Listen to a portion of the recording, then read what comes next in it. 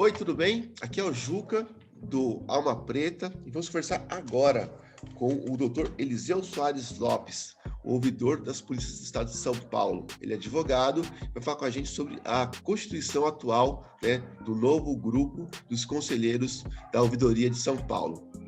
Dr. Eliseu, tudo bem? Me conta um pouco como que é a composição e a função desse conselho. É um prazer falar com você. Aliás, queria te cumprimentar pela sua premiação aí, destaque como jornalista. Isso é um motivo de orgulho para nós que acompanha aí a trajetória de um jornalista com tão brilhante carreira. Então, primeiro isso.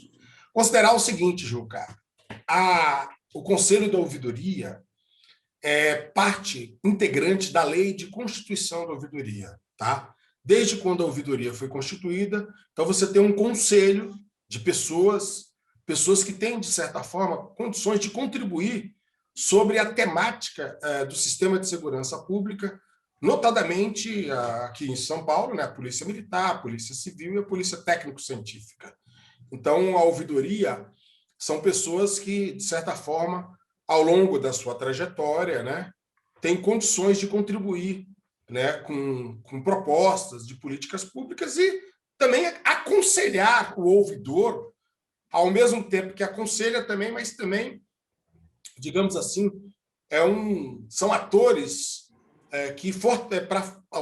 atores sociais, né, atores da sociedade, que acabam também contribuindo um pouco para, digamos assim, fortalecer, né, o papel da ouvidoria enquanto instrumento de articulação da sociedade, de controle da atividade policial, evidentemente, claro, né?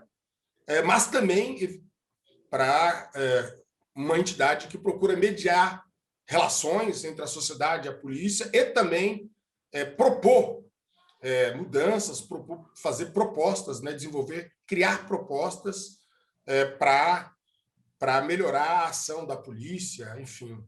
Esse é um pouco o conceito da ouvidoria, né? Então, é isso, um pouco. Essa é a natureza da ouvidoria, né? E o conselho, eles tinham já os membros que estavam no final de mandato, e agora o senhor elaborou uma lista nova, e que aceitaram já o convite, eles já estão confirmados. Como foi essa procura por esses nomes, e que tipo de perfil ou área de atuação o senhor quis contemplar para constituir esse conselho?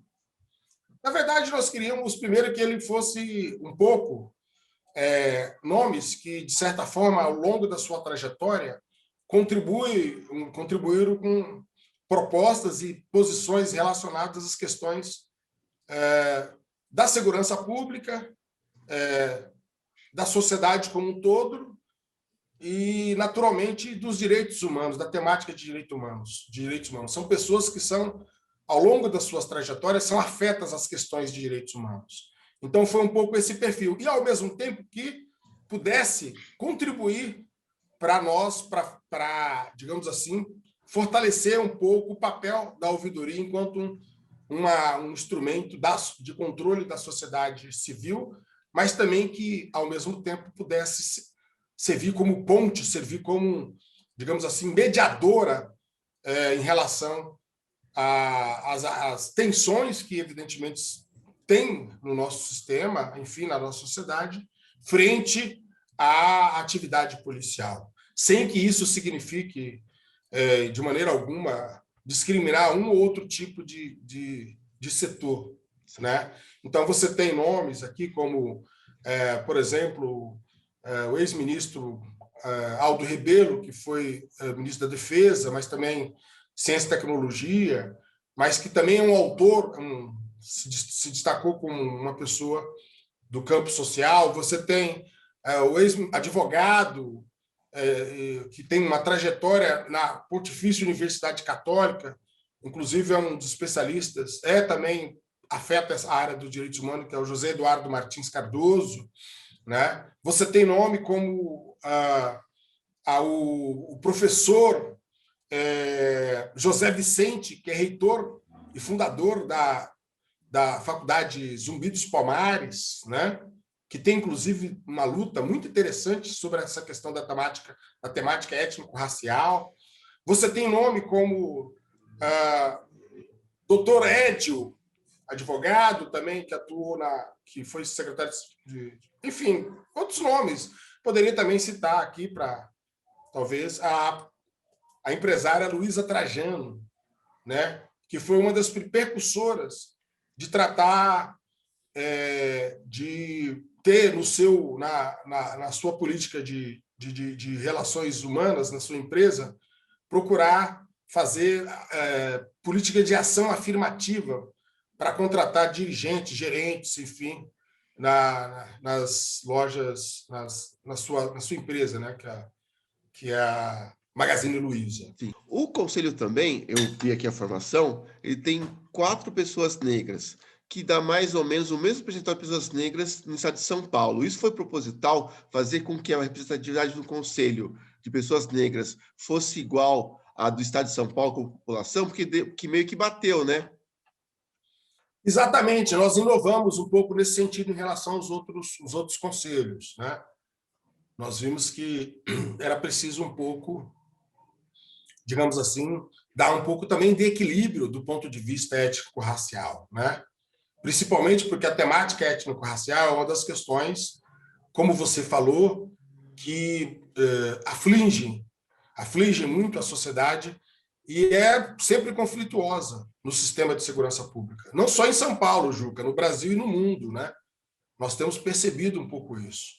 Agora, o importante é quando ter anomalias por parte de alguns membros, ou mesmo de segmentos da corporação, tanto da Polícia Civil quanto da Polícia Militar, quando se enxergar esse tipo de comportamento que seja, digamos assim,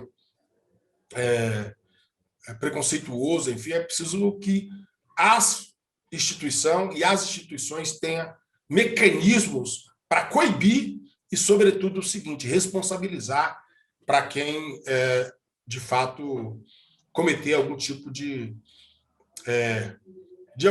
atividade preconceituosa ou algum tipo de abuso, né, na atividade envolvendo o sistema, os servidores das polícias, né? Perfeito. Doutor Eliseu, muito obrigado pela conversa. Ficamos muito felizes de falar com o senhor sobre esse assunto tão importante para o estado de São Paulo, para a segurança pública de São Paulo. Quer fazer uma consideração final? Não, eu só queria agradecer aí a você aí pela oportunidade de nós dialogarmos, né? Também uma entrevista, mas também é um diálogo, né? Uma forma de a gente dialogar com a sociedade. Agradecer a todos e dizer que nós, na ouvidoria, estamos sempre à disposição da sociedade, das comunidades, enfim, de todos que, de alguma forma, necessitam da intervenção da ouvidoria. Isso. Doutor Eliseu, um abraço, tá? E agradecemos muito a conversa e o tempo. Tchau, tchau. Tchau, pessoal. Até mais. Tchau, tchau.